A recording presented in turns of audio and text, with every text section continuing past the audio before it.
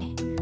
اولا که اون دختر خیلی مستقلیه و دوم این که اون از تو خیلی متنفره. محض رضای خدا نورین، دیگه این کلمه رو به زبون نیار. نمیتونم این کلمه رو تحمل کنم.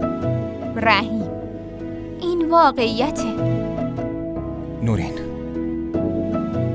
لطفاً تو برو پیش جانان و خودت باش حرف بزن.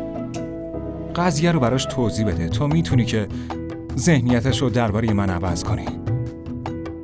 بهش بگو اون قدم که فکر میکنه من آدم رذلی نیستم. من فقط میخوام خوشحالیش رو ببینم. من میخوام آرزوها و رویاهاشو برآورده کنم. نورین لطفاً برو و باش حرف بزن. الان موقعیتش نیست. با حال و روزی که اون داره فکر نمی کنم وقتش باشه. چرا نمیتونی آخه؟ نورین تو هم دوستشی. اصلا بی خیال من. به خاطر خودش برو بهش بگو. سعی کن درک کنی رحیم. قبلا اوضاع فرق داشت. الان دیگه نمیخواد حتی قیافمو ببین.